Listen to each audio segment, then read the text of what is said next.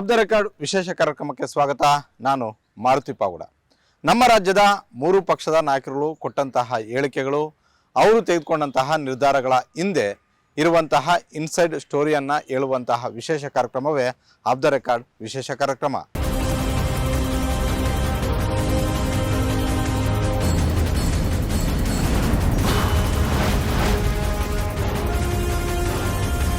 ಈ ವಾರದಲ್ಲಿ ರಾಜ್ಯ ರಾಜಕೀಯದಲ್ಲಿ ಬಿರುಸಿನ ಚಟುವಟಿಕೆಗಳು ಆರಂಭ ಆಗಿದ್ದಾವೆ. ಅದು ಕಾಂಗ್ರೆಸ್ಸಲ್ಲಾಗಿರ್ಬೋದು, BJPಯಲ್ಲಾಗಿರ್ಬೋದು, ಅದೇ ರೀತಿ ಜಾತ್ಯತೀತ ಜನತಾದಳ ಪಕ್ಷದಲ್ಲಾಗಿರ್ಬೋದು. ಆಡಳಿತಾರೂಢ ಪಕ್ಷವಾದಂತಹ ಕಾಂಗ್ರೆಸ್ಸಲ್ಲಿ ನವೆಂಬರ್ ಕ್ರಾಂತಿ ಬಗ್ಗೆ ಚರ್ಚೆ ಆಗ್ತಾ ಇದೆ. ಹಿಂದೆ ಹಲವು ಬಾರಿ ನಾನು ಹೇಳಿದ್ದೀನಿ. ಈಗ ನವೆಂಬರ್ ತಿಂಗಳು ಸಮೀಪಕ್ಕೆ ಬರ್ತಿರೋದ್ರಿಂದ ಹೆಚ್ಚು ಚರ್ಚೆ ಆಗ್ತಾ ಇದೆ. ಅದರಲ್ಲೂ ನವೆಂಬರಲ್ಲಿ ಸಂಪುಟ ಪುನರಚನೆ ಮಾಡ್ತೀವಿ ಅನ್ನುವಂಥ ಒಂದು ಮಾತನ್ನು ಸಿದ್ದರಾಮಯ್ಯ ಅವರು ಹೇಳಿದ್ದಾರೆ. ಹಾಗಾದರೆ ಸಿದ್ದರಾಮಯ್ಯ ನವೆಂಬರ್ ಕ್ರಾಂತಿ ಬಗ್ಗೆ ಅವರ ಮನೆಯಲ್ಲಿ ಅವರ ಸುತ್ತಮುತ್ತಲು ಏನು ಚರ್ಚೆ ಆಗ್ತಾ ಇದೆ, ಅದೇ ರೀತಿ ಸಂಪುಟ ಪುನರಚನೆ ಅಷ್ಟಕ್ಕೆ ಸೀಮಿತ ಆಗುತ್ತಾ, ಇಲ್ಲ ಅಂತ ಹೇಳಿದ್ರೆ ಸಿದ್ದರಾಮಯ್ಯ ಡಿನ್ನರ್ ಪೊಲಿಟಿಕ್ಸನ್ನು ಕರೆದಿದ್ದಾರೆ. ಆ ಡಿನ್ನರ್ ಪೊಲಿಟಿಕ್ಸ್ ಯಾವ ಸಂದೇಶ ರವಾನೆ ಮಾಡೋದಕ್ಕೆ, ಸಿದ್ದರಾಮಯ್ಯ ಸುತ್ತಲೂ ನಡೀತಾ ಇರುವಂತಹ ಇನ್ಸೈಡ್ ಟಾಕ್ ಏನು, ಈ ಸೆಗ್ಮೆಂಟಲ್ಲಿ ನೋಡಿಬಿಡಿ.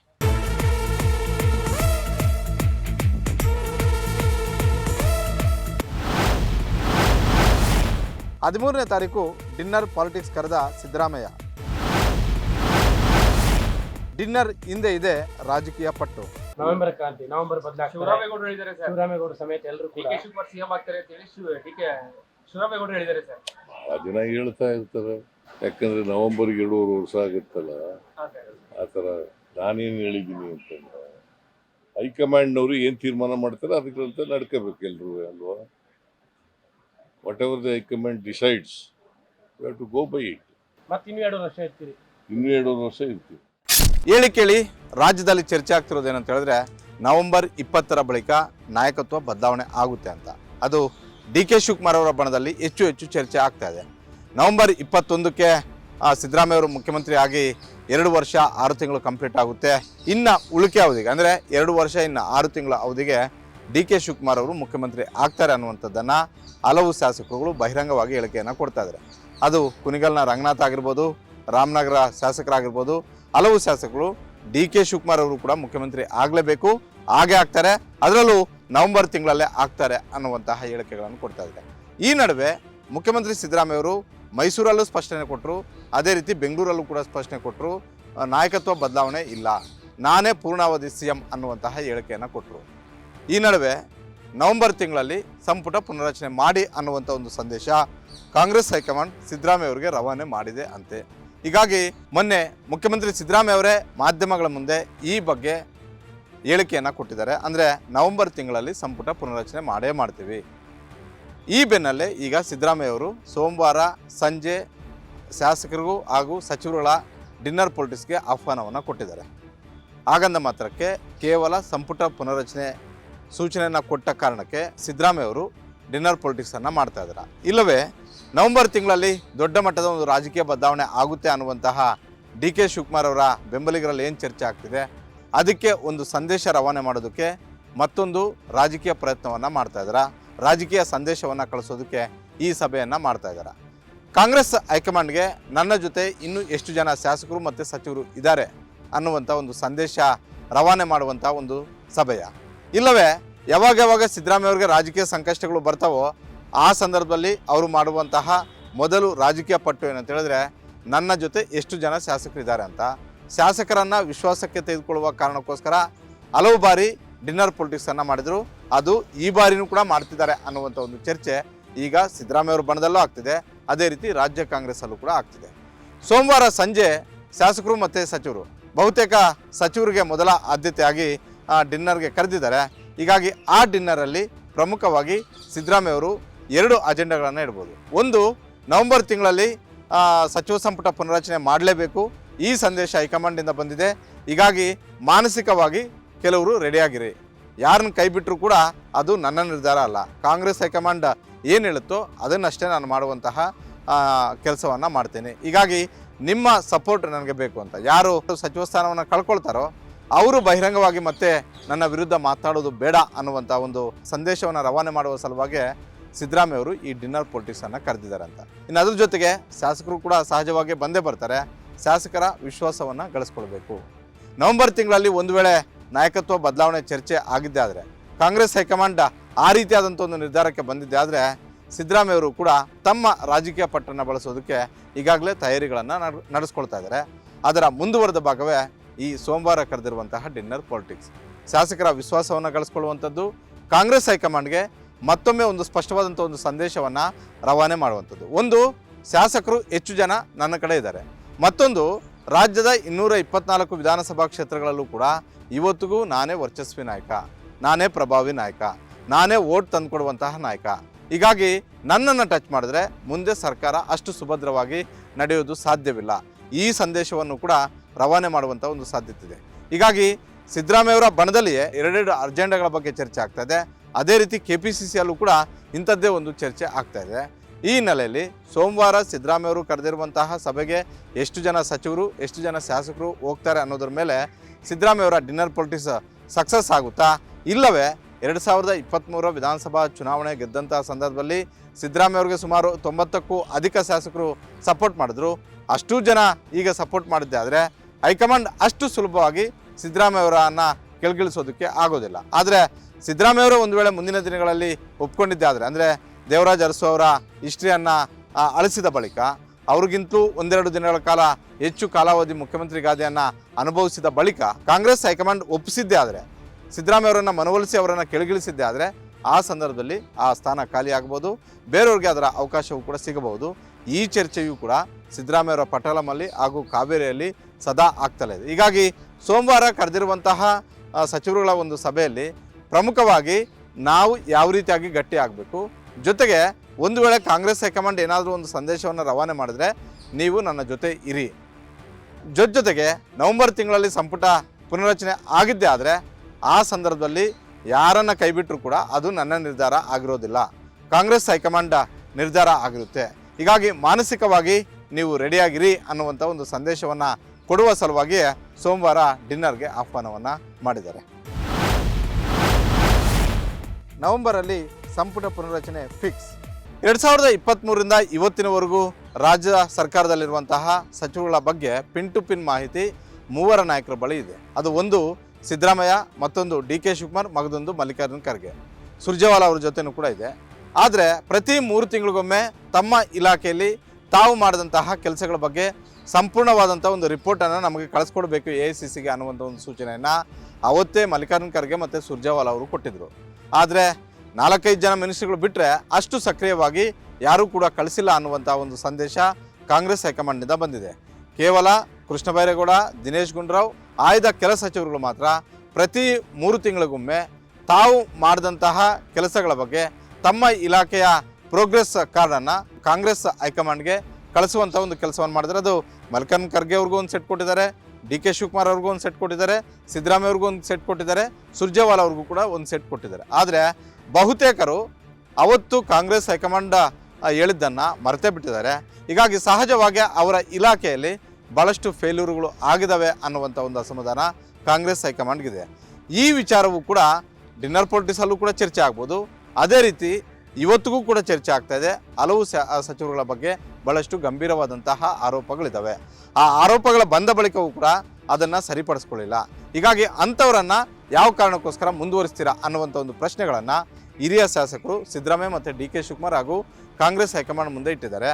ಹೀಗಾಗಿ ಸಿದ್ದರಾಮಯ್ಯ ಅವ್ರಿಗೆ ಅನಿವಾರ್ಯ ಆಗಿದೆ ಸಂಪುಟ ಪುನರಚನೆ ಮಾಡುವಂಥ ಒಂದು ಸಂದರ್ಭದಲ್ಲಿ ಯಾವುದೇ ಮುಲಾಜಿಲ್ಲದೆ ಯಾರು ತಮ್ಮ ತಮ್ಮ ಇಲಾಖೆಗಳಲ್ಲಿ ಫೇಲ್ ಆಗಿದ್ದಾರೋ ಅವರನ್ನು ಕೈ ಬಿಡಬೇಕು. ಅದೇ ರೀತಿ ಆ ವಲಯದಲ್ಲೇ ಇರೋರಿಗೆ ಅವಕಾಶಗಳನ್ನು ಕೊಡಬೇಕು, ಅದೇ ಸಮುದಾಯದವ್ರಿಗೆ ಅವಕಾಶವನ್ನು ಕೊಡಬೇಕು ಅನ್ನುವಂಥ ಒಂದು ಲೆಕ್ಕಾಚಾರದಲ್ಲಿ ಸಿದ್ದರಾಮಯ್ಯವರು ಇದ್ದಾರೆ. ಹೀಗಾಗಿ ನವೆಂಬರ್ 21ರ ಬಳಿಕ ಏನಾಗುತ್ತೆ ಅನ್ನುವಂಥ ಒಂದು ಆತಂಕದಲ್ಲಿ ಹಲವು ಸಚಿವರು ಇರೋದ್ರಿಂದ ಒಂದು ಕಡೆ ಸಿದ್ದರಾಮಯ್ಯ ಮತ್ತು DK ಶಿವಕುಮಾರ್ ಜೊತೆನೂ ಕೂಡ ಲಾಬಿ ಮಾಡ್ತಾ ಇದ್ದಾರೆ ತಮ್ಮ ಸ್ಥಾನಗಳನ್ನು ಉಳಿಸ್ಕೊಳ್ಳೋದಕ್ಕೆ, ಮತ್ತೊಂದು ಕಡೆ ಹೈಕಮಾಂಡ್ ಬಳಿನೂ ಕೂಡ ಹೋಗಿ ಲಾಬಿ ಮಾಡಬೇಕು ಅನ್ನುವಂಥ ಒಂದು ನಿರ್ಧಾರಕ್ಕೆ ಬಂದಿದ್ದಾರೆ. ಈ ನಡುವೆ ಹಿರಿಯ ಶಾಸಕರು ಯಾರೆಲ್ಲ ಇದ್ದರು ಅವರು ಮತ್ತೆ ದೆಹಲಿ ಪ್ರಯಾಣ ಮಾಡೋದಕ್ಕೆ ಶುರು ಹಚ್ಕೊಂಡಿದ್ದಾರೆ. ದೆಹಲಿ ಹೈಕಮಾಂಡನ್ನು ಮನವೊಲಿಸಿ ನವೆಂಬರ್ ತಿಂಗಳಲ್ಲಿ ಶತಾಯಗತಾಯ ನಾವು ಕೂಡ ಸಂಪುಟಕ್ಕೆ ಸೇರಬೇಕು. ಅದರಲ್ಲಿ ಬಸವರಾಜ ರಾಯರೆಡ್ಡಿ ಸೇರಿದಂತೆ ದೊಡ್ಡ ಹನುಮಂತನ ಬಾಲದ ಥರನೇ ಹೆಸರುಗಳಿದ್ದಾವೆ. ಹೀಗಾಗಿ ಯಾರಿಗೆ ಅವಕಾಶಗಳನ್ನು ಕೊಡ್ತಾರೆ, ಯಾರಿಗೆ ಕೊಡೋದಿಲ್ಲ, ಯಾರಿಗೆ ಸಿಗೋದಿಲ್ಲ ಅನ್ನುವಂಥದ್ದನ್ನು ಕಾದು ನೋಡಬೇಕಾಗಿದೆ. ಒಟ್ಟಾರೆ ನವೆಂಬರ್ ತಿಂಗಳಲ್ಲಿ ದೊಡ್ಡ ಮಟ್ಟದ ಸಚಿವ ಸಂಪುಟ ಪುನರಚನೆ ಆಗಿದ್ದೆ ಆದರೆ 12ರಿಂದ 15 ಜನ ಸಚಿವರುಗಳನ್ನು ಕೈ ಬಿಡುವಂಥ ಒಂದು ಸಾಧ್ಯತೆ ಇದೆ. ಹೀಗಾಗಿ ಯಾರಿಗೆ ಅವಕಾಶಗಳು ಸಿಗುತ್ತೆ, ಯಾರಿಗೆ ಅವಕಾಶಗಳ ಸಿಗೋದಿಲ್ಲ ಅನ್ನುವಂಥದ್ದು ಸಿದ್ದರಾಮಯ್ಯ, ಡಿ ಕೆ ಶಿವಕುಮಾರ್, ಮಲ್ಲಿಕಾರ್ಜುನ ಖರ್ಗೆ, ಸುರ್ಜೇವಾಲಾ ಅವರ ಮನಸ್ಥಿತಿಯನ್ನು ಆಧರಿಸಿರುತ್ತೆ. ಹೀಗಾಗಿ ಇವರು 4 ಜನ ಹೇಳಿದ್ದೆ ಆದರೆ ಕಾಂಗ್ರೆಸ್ ಹೈಕಮಾಂಡ್ ಅದಕ್ಕೆ ಅಷ್ಟು ಅನ್ನಬಹುದು. ಈ ಹಿನ್ನೆಲೆಯಲ್ಲಿ ಈ 4 ಕಡೆಯೂ ಕೂಡ ಲಾಬಿ ಪಾಲಿಟಿಕ್ಸ್ ಜೋರಾಗಿ ಸಾಗ್ತಾ ಇದೆ. ಹಿಂದೆ ಹಲವು ಬಾರಿ ಪ್ರತ್ಯೇಕವಾದಂತಹ ಸಭೆಗಳನ್ನು ಹಲವು ಸಚಿವರುಗಳು ಮಾಡಿದರು. ಅದರಲ್ಲೂ ದಲಿತ ಸಚಿವರುಗಳು ಪ್ರತಿ ಬಾರಿನೂ ಕೂಡ ಪ್ರತ್ಯೇಕವಾದಂಥ ಒಂದು ಸಭೆಗಳನ್ನು ಮಾಡ್ತಾ ಇದ್ದಾರೆ. ಅದರಲ್ಲಿ ಪ್ರಮುಖವಾಗಿ ಅದರ ಮುನ್ನೆಲೆಗೆ ಬರ್ತಾ ಇರುವಂಥದ್ದು, ಅದನ್ನು ಲೀಡ್ ಮಾಡ್ತಾ ಇರುವಂಥದ್ದು doctor G Parameshwar, Satish Jarkiholi, S C Mahadevappa. ಮೂವರು ಕೂಡ ಮೊನ್ನೆ ಯಾವಾಗ ಸಿದ್ದರಾಮಯ್ಯ ಅವರು ಸಂಪುಟ ಪುನರಚನೆ ಆಗುತ್ತೆ ಅನ್ನುವಂಥ ಒಂದು ಹೇಳಿಕೆಯನ್ನು ಕೊಟ್ಟರು, ಆಗ ಕೂಡಲೇ ಮಾರನೇ ದಿನವೇ ಮೂವರು ನಾಯಕರು ಕೂಡ ಒಂದು ಪ್ರತ್ಯೇಕವಾದಂಥ ಒಂದು ಸಭೆಯನ್ನು ಮಾಡಿದ್ರು. ಅಂದರೆ ನವೆಂಬರ್ ತಿಂಗಳಲ್ಲಿ ಏನೋ ಒಂದು ದೊಡ್ಡ ಬದಲಾವಣೆ ಅಂತೂ ಆಗೇ ಆಗುತ್ತೆ. ಆ ಸಂದರ್ಭದಲ್ಲಿ ಏನಾದರೂ ಹೆಚ್ಚು ಕಡಿಮೆ ಆದರೆ ನಾವು ಯಾವ ರೀತಿಯಾಗಿ ಉಳ್ಕೊಳ್ಬೇಕು ಅಂತ ಮತ್ತೊಂದು, ಒಂದು ವೇಳೆ ನಾಯಕತ್ವ ಬದಲಾವಣೆಗೆ ಕಾಂಗ್ರೆಸ್ ಹೈಕಮಾಂಡ್ ಕೈ ಹಾಕಿದ್ದೆ ಆದರೆ ಅದರ ಲಾಭವನ್ನು ನಾವು ಹೇಗೆ ಪಡಿಬೇಕು. ಹೇಳಿ ಕೇಳಿ 2013ರಲ್ಲೇ ಡಾಕ್ಟರ್ ಜಿ ಪರಮೇಶ್ವರ್ ಅವರು ಮುಖ್ಯಮಂತ್ರಿ ಆಗಬೇಕಾಗಿತ್ತು. ಪಕ್ಷವನ್ನು ಗೆಲ್ಲಿಸಿ ಅವರು ಕೊರಟಗೆರೆಯಲ್ಲಿ ಸೋತಿದ್ರು. ಹೀಗಾಗಿ ಅವರು ಅವತ್ತು ಆಗೋಗೋದಕ್ಕೆ ಆಗಲಿಲ್ಲ. ಆದರೆ ಈ ಬಾರಿ ಒಂದು ವೇಳೆ ನಾಯಕತ್ವ ಬದಲಾವಣೆ ಆಗಿದ್ದೇ ಆದರೆ ದಲಿತರೊಬ್ಬರು CM ಆಗಬೇಕು ಅನ್ನುವಂಥ ಒಂದು ಕೂಗು ಭಾಳಷ್ಟು ವರ್ಷಗಳಿಂದ ಇದೆ. ಯಾವಾಗ ಸಿದ್ದರಾಮಯ್ಯ ಅವರನ್ನು ಕೆಳಗಿಳಿಸ್ತಾರೆ ಅನ್ನುವಂಥ ಒಂದು ಚರ್ಚೆ ಆರಂಭ ಆಗುತ್ತೋ ಆ ಸಂದರ್ಭದಲ್ಲಿ ಕಾರ್ಡ್ ಪ್ಲೇ ಮಾಡೋದೇ ದಲಿತರೊಬ್ಬರಿಗೆ ಅವಕಾಶವನ್ನು ಮಾಡಿಕೊಡಿ ಅಂತ. 2013ರಲ್ಲಿ ಖರ್ಗೆ, ಪರಮೇಶ್ವರ್ ಅವರ ಹೆಸರು ಪದೇ ಬರ್ತಾ ಇದ್ವು. ಈಗಲೂ ಕೂಡ ಅದೇ ಹೆಸರುಗಳು ಬರ್ತಾ ಇದ್ದಾವೆ. ಖರ್ಗೆ ಅವ್ರ ಹೆಸರು ಬರ್ತಾ ಇದೆ, ಪರಮೇಶ್ವರ್ ಅವ್ರ ಹೆಸರು ಬರ್ತಾ ಇದೆ, ಸತೀಶ್ ಜಾರಕಿಹೊಳಿ ಅವ್ರ ಹೆಸರು ಬರ್ತಾ ಇದೆ. ಹೀಗಾಗಿ ಸಿದ್ದರಾಮಯ್ಯ ಅವರನ್ನು ಕೆಳಗಿಳಿಸಿದ್ದೆ ಆದರೆ ಅದರ ಲಾಭವನ್ನು ನಾವು ಪಡಿಬೇಕು. ಒಂದು ವೇಳೆ ಸಿದ್ದರಾಮಯ್ಯ ಅವರನ್ನು ಮುನ್ನಡೆಸಿದ್ದಾದರೆ ಹೆಚ್ಚುವರಿ DCMಗಳನ್ನು ಸೃಷ್ಟಿ ಮಾಡಿ ಸಮುದಾಯಗಳಿಗೆ, ಕಾಂಗ್ರೆಸ್ ವೋಟ್ ಬ್ಯಾಂಕ್ ಇರುವಂತಹ ಸಮುದಾಯಗಳಿಗೆ DCM ಹುದ್ದೆಗಳನ್ನು ಕೊಡಿ. ಈ ಪಟ್ಟನ್ನು ಕಾಂಗ್ರೆಸ್ ಹೈಕಮಾಂಡ್ ಮುಂದೆ ನಿಷ್ಠೂರವಾಗಿಡಬೇಕು. ಈ ಪ್ರಶ್ನೆಗಳನ್ನು ಮೊನ್ನೆ ನಡೆದಂತಹ ಸಭೆಯಲ್ಲಿ ಆ ಮೂವರು ಕೂಡ ಚರ್ಚೆ ಮಾಡಿದ್ದಾರೆ. ಜೊತೆಗೆ ಕಾಂಗ್ರೆಸ್ ಹೈಕಮಾಂಡ್ಗೆ ಒಂದು ಸ್ಪಷ್ಟವಾದಂಥ ಒಂದು ಸಂದೇಶವನ್ನು ರವಾನೆ ಮಾಡಬೇಕು. ನಾವು ಒಗ್ಗಟ್ಟಾಗಿದ್ದೀವಿ, ಕರ್ನಾಟಕದಲ್ಲಿ ದಲಿತ ಸಚಿವರು, ದಲಿತ ಶಾಸಕರು ಒಗ್ಗಟ್ಟಾಗಿದ್ದೀವಿ. ಹೀಗಾಗಿ ನಮ್ಮನ್ನು ನೀವು ನೆಗ್ಲೆಕ್ಟ್ ಮಾಡಬೇಡಿ. ಸಿದ್ದರಾಮಯ್ಯ ಅವರನ್ನು ಬದಲಾವಣೆ ಮಾಡಿದ್ದೆ ಆದರೆ ನಮಗೆ ಅವಕಾಶ ಬೇಕೇ ಬೇಕು. ಈ ಸಂದೇಶವನ್ನು ಕಾಂಗ್ರೆಸ್ ಹೈಕಮಾಂಡ್ಗೆ ರವಾನೆ ಮಾಡುವಂಥ ಒಂದು ಕೆಲಸ ಅವತ್ತಿನ ಸಭೆಯಿಂದ ಆಗಿದೆ. ಅದ್ರ ಜೊತೆಗೆ ಒಂದು ವೇಳೆ ನಮ್ಮ ಮೂವರನ್ನು ಪರಿಗಣಿಸದೇ ಹೋದರೆ ನೀವು ಮಲ್ಲಿಕಾರ್ಜುನ ಖರ್ಗೆ ಅವರನ್ನೇ ತಂದು ಕೂರಿಸಿ, ನಮ್ಮದೇನು ಅಬ್ಜೆಕ್ಷನ್ ಇಲ್ಲ. ಆದರೆ ದಲಿತರಿಗೆ ಅವಕಾಶವನ್ನು ಮಾಡಿಕೊಡಿ.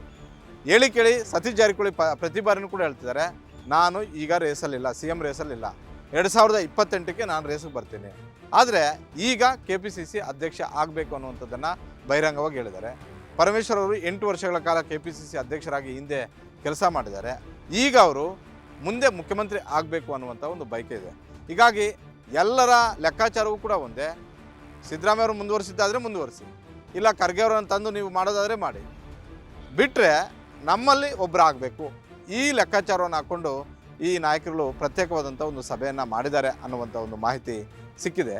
ಅದ್ರ ಜೊತೆಗೆ ಡಿ ಕೆ ಶಿವಕುಮಾರ್ ಅವರನ್ನು ಯಾವ ರೀತಿಯಾಗಿ ಸೈಡ್ಲೈನ್ ಮಾಡಬೇಕು, ಡಿ ಕೆ ಶಿವಕುಮಾರ್ ಅವ್ರಿಗೆ ಆ ಸ್ಥಾನವನ್ನು ಯಾವ ರೀತಿಯಾಗಿ ತಪ್ಪಿಸ್ಬೇಕು, ಈ ಚರ್ಚೆನೂ ಕೂಡ ಸಿದ್ದರಾಮಯ್ಯ ಅವ್ರ ಬಣದಲ್ಲಾಗಿರ್ಬೋದು, ಡಿ ಕೆ ಶಿವಕುಮಾರ್ ಅವರನ್ನು ವಿರೋಧ ಮಾಡುವಂತಹ ಕಾಂಗ್ರೆಸ್ ನಾಯಕರು ಭಾಳಷ್ಟು ಲೆಕ್ಕಾಚಾರಗಳನ್ನು ಹಾಕ್ಕೊಂಡು ಸಭೆಗಳನ್ನು ಮಾಡ್ತಾ ಇದ್ದಾರೆ. ಸಿದ್ದರಾಮಯ್ಯ ಆಪ್ತರು ದೂರ. ರಾಜ್ಯದಲ್ಲಿ JDS ಬಿಟ್ಟು ಕಾಂಗ್ರೆಸ್ಗೆ ಸಿದ್ದರಾಮಯ್ಯ ಅವರು ಬಂದ ಬಳಿಕ ಬಹುತೇಕ ಅಹಿಂದ ವರ್ಗದ ಎಲ್ಲ ನಾಯಕರು ಕೂಡ ಒಪ್ಕೊಂಡಿದ್ರು, ಅವತ್ತಿಗೂ ಇವತ್ತಿಗೂ ಕೂಡ. ಆದರೆ ಇತ್ತೀಚೆಗೆ ಸಿದ್ದರಾಮಯ್ಯ ಅವ್ರ ಬಗ್ಗೆ ಒಂದಷ್ಟು ಅಪಸ್ವರ ಶುರುವಾಗಿದೆ. ಸಿದ್ದರಾಮಯ್ಯ ಈ ಹಿಂದಿನ ಸಿದ್ದರಾಮಯ್ಯ ಅಲ್ಲ, ಈ ಬಾರಿ ಭಾಳಷ್ಟು ಬದಲಾವಣೆಗಳು ಆಗಿದ್ದಾವೆ ಅಂತ. ಅದು ನಿಜವೂ ಕೂಡ. ಯಾಕಂತ ಹೇಳಿದ್ರೆ 2013ರಲ್ಲಿ ಸಿದ್ದರಾಮಯ್ಯ ಅವ್ರಿಗೆ ಭಾಳಷ್ಟು ಫುಲ್ ಫ್ರೀಡಮ್ ಇತ್ತು, ಪವರ್ ಪಾಲಿಟಿಕ್ಸ್ ಇರಲಿಲ್ಲ. ಯಾಕಂತ ಹೇಳಿದ್ರೆ 2-3 ಕಡೆ ಪವರ್ ಸೆಂಟರ್ಗಳನ್ನು ಕಾಂಗ್ರೆಸ್ ಹೈಕಮಾಂಡ್ ಸೃಷ್ಟಿ ಮಾಡಿರಲಿಲ್ಲ. ಆದರೆ 2023ರಲ್ಲಿ ಕಾಂಗ್ರೆಸ್ ಪಕ್ಷ ಗೆದ್ದ ಬಳಿಕ ಡಿ ಕೆ ಶಿವಕುಮಾರ್ ಅವರನ್ನು ಉಪಮುಖ್ಯಮಂತ್ರಿ ಮಾಡೋದರ ಮುಖೇನ ಒಂದು ಪವರ್ ಸೆಂಟರನ್ನು ಸೃಷ್ಟಿ ಮಾಡಿದ್ರು. AICC ಅಧ್ಯಕ್ಷರಾಗಿರುವಂತಹ ಮಲ್ಲಿಕಾರ್ಜುನ ಖರ್ಗೆ ಅವರು ಹೇಳಿ ಕೇಳಿ ನಮ್ಮದೇ ರಾಜ್ಯದವರು. ಹೀಗಾಗಿ ಅವರು ಕೂಡ ಒಂದು ಪವರ್ ಸೆಂಟರ್ ಆಗಿ ಕೆಲಸ ಮಾಡ್ತಾ ಇದ್ದಾರೆ. 3 ಪವರ್ ಸೆಂಟರ್ಗಳಾಗಿರೋದ್ರಿಂದ ಸಿದ್ದರಾಮಯ್ಯ ಅವ್ರಿಗೆ ಈ ಬಾರಿ ಅಷ್ಟು ಫ್ರೀಡಮ್ ಇಲ್ಲ. ಇದು ಸಿದ್ದರಾಮಯ್ಯ ಅವ್ರ ಬಣದಲ್ಲೂ ಕೂಡ ಇದೇ ಒಪಿನಿಯನ್ನೇ ಇದೆ. ಅಷ್ಟು ಫ್ರೀಯಾಗಿ ಯಾವುದೇ ನಿರ್ಧಾರಗಳನ್ನು ತೆಗೆದುಕೊಳ್ಳೋದಕ್ಕೆ ಆಗ್ತಿಲ್ಲ ಅಂತ. ಹಾಗಂದ ಮಾತ್ರಕ್ಕೆ ತಮ್ಮ ಸುತ್ತಲೂ ಅವತ್ತಿಂದ 2006ರಿಂದ ಇವತ್ತಿನವರೆಗೂ ಇದ್ದಂತಹ ನಾಯಕರನ್ನು ದೂರ ಮಾಡ್ಕೊಳ್ಬೇಕಾ? ಖಂಡಿತ ಇಲ್ಲ. ಆದರೆ ಸಿದ್ದರಾಮಯ್ಯ ಇತ್ತೀಚೆಗೆ ಕೆಲವರನ್ನು ದೂರ ಮಾಡ್ತಿದ್ದಾರೆ ಅನ್ನುವಂಥ ಒಂದು ಅಪಸ್ವರ ಮತ್ತು ಅಸಮಾಧಾನ ಹಲವರಲ್ಲಿದೆ. ಅದರಲ್ಲಿ ಮೊದಲನೇದಾಗಿ ಮೊನ್ನೆ ಉಗ್ರಪ್ಪ ಬಹಿರಂಗವಾಗಿ ಉಗ್ರಾವತಾರ ಎತ್ತಿರುವಂಥದ್ದು. ನಮ್ಮ ತಟ್ಟೆಗೆ ನೀವು ಕೈ ಹಾಕಬೇಡಿ ಅನ್ನುವಂತಹ ಹೇಳಿಕೆಯನ್ನು ಒಂದು ತುಂಬಿದ ಸಭೆಯಲ್ಲಿ ಸಮಾವೇಶದಲ್ಲಿ ಹೇಳಿದ್ದಾರೆ. ಉಗ್ರಪ್ಪ ಮತ್ತು ಸಿದ್ದರಾಮಯ್ಯ ಇವತ್ತಿನ ಸ್ನೇಹ ಅಲ್ಲ, ಜನತಾ ಪರಿವಾರದಿಂದಲೂ ಕೂಡ ಅವರ ಸ್ನೇಹ ಇರುವಂಥದ್ದು. ಆದರೆ ಯಾವತ್ತೂ ಕೂಡ ಸಿದ್ದರಾಮಯ್ಯವರನ್ನು ಬಿಟ್ಟುಕೊಡದ ಉಗ್ರಪ್ಪ ಏಕಾಏಕಿ ಈ ಹೇಳಿಕೆ ಕೊಡೋದಕ್ಕೆ ಕಾರಣ ಏನು? ಒಂದು, ಅವ್ರಿಗೆ ಈ ಬಾರಿ 2023 ವಿಧಾನಸಭಾ ಚುನಾವಣೆಯಲ್ಲಿ ಕಾಂಗ್ರೆಸ್ ಪಕ್ಷ ಗೆದ್ದು ಸರ್ಕಾರಕ್ಕೆ ಬಂದ ಬಳಿಕ ಅವ್ರಿಗೆ ಒಳ್ಳೆ ಅವಕಾಶಗಳು ಸಿಗಲಿಲ್ಲ ಅನ್ನುವಂಥ ಒಂದು ಕೊರಗಿದ್ದೇ ಇದೆ. ಆದರೆ ಉಗ್ರಪ್ಪ ಅವರಿಂದ ಪಕ್ಷಕ್ಕೂ ಲಾಭ ಇದೆ, ಪಕ್ಷದಿಂದ ಉಗ್ರಪ್ಪ ದುಪ್ಪಟ್ಟು ಲಾಭ ತಗೊಂಡಿದ್ದಾರೆ. ಆದರೆ ಸಿದ್ದರಾಮಯ್ಯ ಈ ಬಾರಿ ನನ್ನನ್ನು ಪರಿಗಣಿಸಲಿಲ್ಲ, ಡಿ ಕೆ ಶಿವಕುಮಾರ್ ನನ್ನನ್ನು ಪರಿಗಣಿಸಲಿಲ್ಲ, ಖರ್ಗೆ ನನ್ನನ್ನು ಪರಿಗಣಿಸಲಿಲ್ಲ, ನನಗೆ ಒಂದು MLC ಮಾಡ್ಬೋದಾಗಿತ್ತು, ರಾಜ್ಯಸಭೆ ಮಾಡ್ಬೋದಾಗಿತ್ತು, ಇದನ್ನು ಮಾಡಲಿಲ್ಲ ಅನ್ನುವಂಥ ಒಂದು ಕೊರಗು ಉಗ್ರಪ್ಪ ಅವ್ರಿಗೆ ಇದ್ದೇ ಇದೆ. ಜೊತೆಗೆ ಸಿದ್ದರಾಮಯ್ಯ ಅವರ ಸುತ್ತಲೂ ಇರುವಂತಹ ಆ ಟೀಮ್ ಉಗ್ರಪ್ಪ ಸೇರಿದಂತೆ BL ಶಂಕರ್ ಸೇರಿದಂತೆ VR ಸುದರ್ಶನ್ ಸೇರಿದಂತೆ ಹಲವು ನುರಿತ ಹಿರಿಯ ರಾಜಕಾರಣಿಗಳನ್ನು ದೂರ ಇಟ್ಟರು. ಯಾಕಂತೇಳಿದ್ರೆ ಇವ್ರಿಗೆ ಒಂದು ಸ್ವಲ್ಪ ಭ್ರಷ್ಟಾಚಾರ ಅಂದರೆ ಭಾಳ ದೂರ. ಆದರೆ ಸಿದ್ದರಾಮಯ್ಯ ಅವ್ರ ಸುತ್ತಲೂ ಇರುವಂತಹ ಕೆಲವ್ರಿಗೆ ಸಿದ್ದರಾಮಯ್ಯ ಅವ್ರಿಗೆ ಇಲ್ಲದೇ ಇರುವ ವಿಚಾರಗಳಲ್ಲಿ ಆಸಕ್ತಿ ತುಂಬುವ, ಅದನ್ನು ಇಷ್ಟಾರ್ಥ ಮಾಡುವಂಥ ಒಂದು ಕೆಲಸವನ್ನು ಮಾಡ್ತಾಯಿದ್ದಾರೆ. ಇದು ಸಿದ್ದರಾಮಯ್ಯ ಅವರನ್ನು ಒಂದು ಕಾಲದಲ್ಲಿ ಅವರೇ ಮುಖ್ಯಮಂತ್ರಿ ಆಗಬೇಕು ಅಂತ ಹೇಳ್ತಿದ್ದಂತಹ ನಾಯಕರು ಇವತ್ತು ಕೋಪ ಮಾಡ್ಕೊಳ್ಳೋದಕ್ಕೆ ಕಾರಣ ಆಗಿದೆ, ಅವರಿಂದ ದೂರ ಉಳಿಯೋದಕ್ಕೂ ಕೂಡ ಕಾರಣ ಆಗಿದೆ. ಇದು ಕಾಂಗ್ರೆಸ್ ಪಕ್ಷದಲ್ಲೂ ಚರ್ಚೆ ಆಗ್ತಿದೆ. ಸಿದ್ದರಾಮಯ್ಯ ಅವರ ಸುತ್ತಲೂ ಇದ್ದಂತಹ ಹಳಬ್ರು, ಸಿದ್ದರಾಮಯ್ಯ ಅವರನ್ನು ಜನತಾ ಪರಿವಾರದಿಂದ ನೋಡ್ಕೊಂಡು ಬಂದಂತಹ ಹಲವು ನಾಯಕರುಗಳು ಈ ಮಾತುಗಳನ್ನು ಇನ್ಸೈಡಲ್ಲಿ ಚರ್ಚೆ ಮಾಡ್ತಾ ಇದ್ದಾರೆ. ಮುಖ್ಯಮಂತ್ರಿ ಆಗ್ಬೇಕು ಅಂತ ಹೇಳಿ ಕೆಲವರು ರಿಕ್ವೆಸ್ಟ್ ಏನೋ ಅವರ ಆಸೆ ತಿಳಿದ್ರು,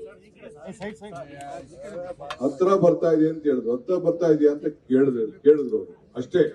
ನಾನು ಯಾವ ಅರ್ಜೆಂಟಲ್ಲೂ ಇಲ್ಲ, ಅವ್ರು ಹೇಳಿದ್ರು ಆಯ್ತು ಅಂತ ನಾನು ಸುಮ್ಮನೆ ಈಗ ಚರ್ಚೆ ಮಾಡ್ತಾ ಇಲ್ಲ. ನನಗೆ ಭಗವಂತ ಏನು ಅವಕಾಶ ಕೊಟ್ಟಿದ್ದಾನೆ ಅಂತ ಗೊತ್ತಿದೆ, ಯಾವಾಗ ಅವಕಾಶ ಕೊಡ್ತಾರೆ ಅನ್ನೋದು ಗೊತ್ತಿದೆ.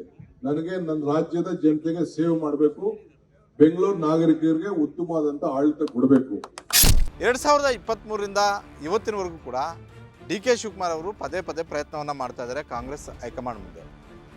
ಇದೇ ಅವಧಿಯಲ್ಲಿ ಮುಖ್ಯಮಂತ್ರಿ ಆಗಬೇಕು, ಸಿದ್ದರಾಮಯ್ಯ ಅವರ ಅವಧಿ ಇನ್ನೆಷ್ಟು ದಿನ ಇದೆಯೋ ಅನ್ನುವಂಥ ಒಂದು ರೀತಿಯಲ್ಲಿ ಡಿ ಕೆ ಶಿವಕುಮಾರ್ ಅವರು ಕಾಯ್ತಿರುವಂಥದ್ದು ಕೂಡ ನಿಜ. ಹಾಗಂದ ಮಾತ್ರಕ್ಕೆ ಡಿ ಕೆ ಶಿವಕುಮಾರ್ ಅವರು ಕಾಯ್ತಿರೋದ್ರಲ್ಲಿ ತಪ್ಪಿದೆಯಾ ಅಂತ ಹೇಳಿದ್ರೆ ಖಂಡಿತ ತಪ್ಪಿಲ್ಲ. ಯಾಕಂತ ಹೇಳಿದ್ರೆ 2023 ವಿಧಾನಸಭಾ ಚುನಾವಣೆಯ ನಾಯಕತ್ವ ವಹಿಸಿದ್ದು ಡಿ ಕೆ ಶಿವಕುಮಾರ್ ಅವರೇ. ವಿರೋಧ ಪಕ್ಷದ ನಾಯಕರಾಗಿ ಸಿದ್ದರಾಮಯ್ಯ ಅವರಿದ್ದರು, KPCC ಅಧ್ಯಕ್ಷರಾಗಿ ಡಿ ಕೆ ಶಿವಕುಮಾರ್ ಅವರಿದ್ದರು. ರಾಜ್ಯಾದ್ಯಂತ 224 ವಿಧಾನಸಭಾ ಕ್ಷೇತ್ರಗಳಲ್ಲಿ ಬೂತ್ ಮಟ್ಟದಿಂದ ರಾಜ್ಯ ಮಟ್ಟದವರೆಗೂ ಕೂಡ ಪಕ್ಷವನ್ನು ಸಂಘಟನೆ ಮಾಡಿದ್ದು, ಕಾರ್ಯಕರ್ತರಲ್ಲಿ ಹುಮ್ಮಸ್ಸು ತುಂಬಿದ್ದು ಡಿ ಕೆ ಶಿವಕುಮಾರ್ ಅವರೇ. ಸಿದ್ದರಾಮಯ್ಯ ಅವರ ಮಾಸ್ ಫಾಲೋಯಿಂಗ್ಗೆ ಡಿ ಕೆ ಶಿವಕುಮಾರ್ ಅವರ ಒಂದು ಸಂಘಟನೆಯ ಒಂದು ಪ್ಲಸ್ ಪಾಯಿಂಟ್ ಆಗಿ 2023 ವಿಧಾನಸಭಾ ಚುನಾವಣೆಯಲ್ಲಿ 136 ಸ್ಥಾನಗಳು ಗೆಲ್ಲೋದಕ್ಕೆ ಸಾಧ್ಯವಾಯಿತು. ಹೀಗಾಗಿ 2023 ಮೇ ತಿಂಗಳಲ್ಲಿ ಸರ್ಕಾರ ರಚನೆ ಮಾಡೋದು ಕಾಂಗ್ರೆಸ್ ಹೈಕಮಾಂಡ್ಗೆ ಅಷ್ಟು ಸುಲಭವಾಗಿ ಆಗಲಿಲ್ಲ. ಯಾಕಂತೇಳಿದ್ರೆ ಡಿ ಕೆ ಶಿವಕುಮಾರ್ ದೆಹಲಿಯಲ್ಲಿ ಪಟ್ಟಿಡಿದು ಕೂತರು, ನನ್ನ ಅವಧಿಯಲ್ಲಿ ನನ್ನ ನಾಯಕತ್ವದಲ್ಲಿ ಚುನಾವಣೆಗೆ ಹೋಗಿರೋದು, ನನಗೆ ಅವಕಾಶವನ್ನು ಕೊಡಲೇಬೇಕು, ನಾನು ಮುಖ್ಯಮಂತ್ರಿ ಆಗಲೇಬೇಕು ಅಂತ. ಆದರೆ ಸಿದ್ದರಾಮಯ್ಯ ಹೇಳಿದ್ದು, ಯಾರ ಪರವಾಗಿ ಶಾಸಕರ ಸಂಖ್ಯಾಬಲ ಇದೆಯೋ ಅವರನ್ನು ಮುಖ್ಯಮಂತ್ರಿ ಮಾಡಿ, ನನ್ನ ಪರವಾಗಿ 90ಕ್ಕೂ ಅಧಿಕ ಶಾಸಕರಿದ್ದಾರೆ, ನಾನೇ ಮುಖ್ಯಮಂತ್ರಿ ಆಗಬೇಕು, ನಾನು ವಿರೋಧ ಪಕ್ಷದ ನಾಯಕನಾಗಿ ವಿಧಾನಸಭೆ ಒಳಗಡೆನೂ ಸರ್ಕಾರವನ್ನು ಅಂದರೆ BJP ಸರ್ಕಾರವನ್ನು, ಬೊಮ್ಮಾಯಿ ಅವರ ನೇತೃತ್ವ, ಯಡಿಯೂರಪ್ಪ ಅವರ ನೇತೃತ್ವದ ಸರ್ಕಾರವನ್ನು ಟೀಕೆ ಮಾಡಿದ್ದೀನಿ. ಅದೇ ರೀತಿ ರಾಜ್ಯಾದ್ಯಂತ ಪ್ರವಾಸಗಳನ್ನು ಮಾಡಿದ್ದೀನಿ. 224 ವಿಧಾನಸಭಾ ಕ್ಷೇತ್ರಗಳ ಪೈಕಿ ಬಹುತೇಕ ಎಲ್ಲ ಕ್ಷೇತ್ರಗಳಲ್ಲೂ ನಾನು ಸುತ್ತಾಡಿದ್ದೀನಿ, ಪಕ್ಷವನ್ನು ಕಟ್ಟಿದ್ದೀನಿ. ಪಕ್ಷದ ಅಭ್ಯರ್ಥಿಗಳನ್ನು ಗೆಲ್ಲಿಸ್ಕೊಂಡು ಬರೋದರಲ್ಲಿ ನಂದು ನಿರ್ಣಾಯಕ ಪಾತ್ರ. ಹೀಗಾಗಿ ನಾನು ಮೊದಲಾಗಬೇಕು, ನಾನು ಡಿ ಕೆ ಶಿವಕುಮಾರ್ಗಿಂತಲೂ ಸೀನಿಯರು, ಹಾಗಾಗಿ ನಾನು ಮೊದಲಾಗಬೇಕು. ಈ ಪಟ್ಟನ್ನು ಅವತ್ತು ಸಿದ್ದರಾಮಯ್ಯ ಅವರು ಹೈಕಮಾಂಡ್ ಮುಂದೆ ಇಟ್ಟರು. ಕೊನೆಗೆ ಸಿದ್ದರಾಮಯ್ಯ ಮತ್ತು ಡಿ ಕೆ ಶಿವಕುಮಾರ್ ಅವ್ರನ್ನ ಒಂದು ಫಾರ್ಮುಲಾ ಮಾಡಿ ಕಳಿಸ್ಕೊಟ್ರು ಅನ್ನುವಂಥ ಒಂದು ಚರ್ಚೆ ಇವತ್ತಿಗೂ ಕೂಡ ಡಿ ಕೆ ಶಿವಕುಮಾರ್ ಅವ್ರ ಬಣದಲ್ಲಿ ಜೋರಾಗಿ ಆಗ್ತಾ ಇದೆ. ಹೀಗಾಗಿ ಡಿ ಕೆ ಶಿವಕುಮಾರ್ ಅವರು ನವೆಂಬರಲ್ಲಿ ಬಹುದೊಡ್ಡದಾದಂಥ ಒಂದು ರಾಜಕೀಯ ಬೆಳವಣಿಗೆ ಆಗೇ ಆಗುತ್ತೆ, ನಾನು ಮುಖ್ಯಮಂತ್ರಿ ಆಗ್ತೀನಿ ಅನ್ನುವಂಥ ಒಂದು ಆಸೆಯಲ್ಲಿರುವಂಥದ್ದು. ಈ ಹಿನ್ನೆಲೆಯಲ್ಲೇ ಅವರ ಬೆಂಬಲಿಗರು ಪದೇ ಪದೇ ಆ ಹೇಳಿಕೆಗಳನ್ನು ಕೊಡ್ತಾ ಇದ್ದಾರೆ. ಹೀಗಾಗಿಯೇ ಡಿ ಕೆ ಶಿವಕುಮಾರ್ ಅವರು ನವೆಂಬರ್ ತಿಂಗಳಿಗೆ ರೆಡಿಯಾಗಿ ಕೂತ್ಬಿಟ್ಟಿದ್ದಾರೆ. ನವೆಂಬರ್ 20ರ ಬಳಿಕ ದೊಡ್ಡ ಮಟ್ಟದ ಒಂದು ಬದಲಾವಣೆ ಆಗೇ ಆಗುತ್ತೆ, ನಾನು ಮುಖ್ಯಮಂತ್ರಿ ಆಗಲೇಬೇಕು ಅಂತ. ಆದರೆ ಇದನ್ನು ಬಹಿರಂಗವಾಗಿ ಡಿ ಕೆ ಶಿವಕುಮಾರ್ ಅವರು ಹೇಳ್ತಿಲ್ಲ. ಆದರೆ ಅವರ ಆಪ್ತರು ಈ ಹೇಳಿಕೆಗಳನ್ನು ಕೊಟ್ಟಾಗ ಸಹಜವಾಗಿ ಡಿ ಕೆ ಶಿವಕುಮಾರ್ ಅವರು KPCC ಅಧ್ಯಕ್ಷರಾಗಿರೋದ್ರಿಂದ ಶಿಸ್ತು ಸಮಿತಿಗೆ ಅವ್ರಿಗೆ ನೋಟಿಸ್ ಕೊಡುವಂತಹ ಒಂದು ಕೆಲಸವನ್ನು ಮಾಡ್ತಾ ಇದ್ದಾರೆ. ಹಾಗಂದ ಮಾತ್ರಕ್ಕೆ ಡಿ ಕೆ ಶಿವಕುಮಾರ್ ಅವ್ರಿಗೆ ಮುಖ್ಯಮಂತ್ರಿ ಆಗಬಾರ್ದು ಅಂತ ಆಸೆ ಇಲ್ಲ ಅಂತಲ್ಲ. ಮುಖ್ಯಮಂತ್ರಿ ಈ ಅವಧಿಯಲ್ಲೇ ಆಗಬೇಕು ಅನ್ನುವಂಥ ಒಂದು ಲೆಕ್ಕಾಚಾರವನ್ನು ಹಾಕ್ಕೊಂಡು ಕಾಂಗ್ರೆಸ್ ಹೈಕಮಾಂಡ್ ಮುಂದೆ ಯಾವ ರೀತಿಯಾದ ಸ್ಟ್ರಾಟಜಿಯನ್ನು ಮಾಡಬೇಕು ಆ ಸ್ಟ್ರಾಟಜಿಯನ್ನು ಅವತ್ತಿನಿಂದ ಇವತ್ತಿನವರೆಗೂ ಕೂಡ ಮಾಡ್ತಲೇ ಇದ್ದಾರೆ. ಪ್ರತಿ ತಿಂಗಳಿಗೊಮ್ಮೆ ದೆಹಲಿ ಹೈಕಮಾಂಡ್ ಭೇಟಿಗೆ ಹೋಗ್ತಾ ಇದ್ದಾರೆ. ದೆಹಲಿ ಹೈಕಮಾಂಡ್ ಮುಂದೆ ನವೆಂಬರ್ ತಿಂಗಳ ಜಪವನ್ನು ಮಾಡ್ತಾ ಇದ್ದಾರೆ. ನವೆಂಬರ್ 20ರ ಬಳಿಕ ನನಗೆ ಅವಕಾಶವನ್ನು ಮಾಡಿಕೊಡ್ಲೇಬೇಕು, ನನ್ನ ಕೆಲಸಕ್ಕೆ ತಕ್ಕಂತೆ ನನಗೆ ಕೂಲಿ ಕೊಡಿ, ಈ ಜಪವನ್ನು ಕಾಂಗ್ರೆಸ್ ಹೈಕಮಾಂಡ್ ಮುಂದೆ ಇಟ್ಟಿದ್ದಾರೆ. ಹೀಗಾಗಿಯೇ ಲಾಲ್ಬಾಗಲ್ಲಿ ಮೊನ್ನೆ ಜನರ ಜೊತೆ ಮಾತಾಡುವಂಥ ಒಂದು ಸಂದರ್ಭದಲ್ಲಿ ಹಿರಿಯರೊಬ್ಬರು ಕೇಳಿದಂಥ ಒಂದು ಪ್ರಶ್ನೆಗೆ ಬಹುತೇಕ ಅವರು ಆದಷ್ಟು ಶೀಘ್ರವಾಗಿ ಅಂತ ಹೇಳಿದರು. ಆದರೆ ಅದು ಡ್ಯಾಮೇಜ್ ಆಗುತ್ತೆ ಅನ್ನುವಂಥ ಒಂದು ಕಾರಣಕ್ಕೆ ತದಬಳಿಕ ತಮ್ಮ ಹೇಳಿಕೆಯನ್ನು ಸ್ವಲ್ಪ ಮಾರ್ಪಾಡು ಮಾಡಿಕೊಂಡ್ರು. ನನಗೇನು ಆತರ ಇಲ್ಲ, ನಾನು ಕಾಂಗ್ರೆಸ್ ಹೈಕಮಾಂಡ್ ನಿಷ್ಠಾವಂತ ಕಾರ್ಯಕರ್ತ, ಕಾಂಗ್ರೆಸ್ ಹೈಕಮಾಂಡ್ ಏನು ಹೇಳುತ್ತೋ ಅದನ್ನು ನಾನು ಮಾಡ್ತೀನಿ ಅಂತ ಭಾಳಷ್ಟು ಸ್ಪಷ್ಟವಾಗಿ ಚೆನ್ನಾಗಿ ಗೊತ್ತು ಡಿ ಕೆ ಶಿವಕುಮಾರ್ ಅವ್ರಿಗೆ ನವೆಂಬರ್ ಬಳಿಕ ಏನು ಬೇಕಿದ್ರೂ ಬದಲಾವಣೆಗಳು ಆಗ್ಬೋದು ಅಂತ. ಅದು ಸಂಪುಟ ಪುನರಚನೆ ಆದರೂ ಆಗ್ಬೋದು, ಇಲ್ಲವೇ ನಾಯಕತ್ವ ಬದಲಾವಣೆ ಆದರೂ ಕೂಡ ಆಗ್ಬೋದು ಅಂತ. ಡಿ ಕೆ ಶಿವಕುಮಾರ್ ಅವರ ಮನಸ್ಸಲ್ಲಿರೋದು ಏನಂತ ಹೇಳಿದ್ರೆ ಸಂಪುಟ ಪುನರಚನೆ ಮಾಡೋದು ಡಿ ಕೆ ಶಿವಕುಮಾರ್ ಅವ್ರಿಗೆ ಇಷ್ಟ ಇಲ್ಲ, ಆದರೆ ನಾಯಕತ್ವವೇ ಬದಲಾವಣೆ ಆಗಬೇಕು. ಯಾಕಂತ ಹೇಳಿದ್ರೆ ಡಿ ಕೆ ಶಿವಕುಮಾರ್ ಅವರು ಮುಖ್ಯಮಂತ್ರಿ ಆಗಬೇಕು ಅನ್ನೋದಾದರೆ ನಾಯಕತ್ವ ಅನಿವಾರ್ಯವಾಗಿ ಬದಲಾವಣೆ ಮಾಡಲೇಬೇಕಾಗುತ್ತೆ. ಆದರೆ ಕಾಂಗ್ರೆಸ್ ಹೈಕಮಾಂಡ್ ಮುಂದೆ 4-5 ಹೆಸರುಗಳು ಇದ್ದರೂ ಕೂಡ ಈ ಬಾರಿ ಡಿ ಕೆ ಶಿವಕುಮಾರ್ ಅವರು ಹೆಚ್ಚು ತೂಗ್ತಾ ಇದ್ದಾರೆ. ಕಾರಣ ಏನಂತ ಹೇಳಿದ್ರೆ ಸಿದ್ದರಾಮಯ್ಯ ಅವರ ಬಳಿಕ ಈ ಬಾರಿ ಅವಕಾಶ ನನಗೆ ಕೊಡಿ ಅಂತ ಕೇಳೋದ್ರಲ್ಲಿ ಡಿ ಕೆ ಶಿವಕುಮಾರ್ ಅವ್ರಿಗೆ ಹೆಚ್ಚು ಶಕ್ತಿ ಇರುವಂಥದ್ದು. ಯಾಕಂತ ಹೇಳಿದ್ರೆ ಅವರು KPCC ಅಧ್ಯಕ್ಷರಾಗಿ ಅವತ್ತು ಇದ್ದರು, ಇವತ್ತು ಕೂಡ ಮುಂದುವರಿತಾ ಇರೋದ್ರಿಂದ. ಹೀಗಾಗಿ 2023ರ ಬಳಿಕ KPCC ಅಧ್ಯಕ್ಷ ಸ್ಥಾನವನ್ನು ಬಿಟ್ಕೊಡಿ ಅಂತ ಹೇಳಿದಾಗ ಡಿ ಕೆ ಶಿವಕುಮಾರ್ ಅವರು ಸುತಾರಾಮ್ ಒಪ್ಪಲಿಲ್ಲ. ನಾನು ಕೇಳಿದ್ದನ್ನು ಪಡ್ಕೊಂಡಾಗ ನಾನು ಆ ಸ್ಥಾನವನ್ನು ಬಿಟ್ಕೊಡ್ತೀನಿ ಅನ್ನುವಂಥ ಒಂದು ಸಂದೇಶವನ್ನು ಕಾಂಗ್ರೆಸ್ ಹೈಕಮಾಂಡ್ಗೆ ಅವತ್ತು ರವಾನೆ ಮಾಡಿದರು.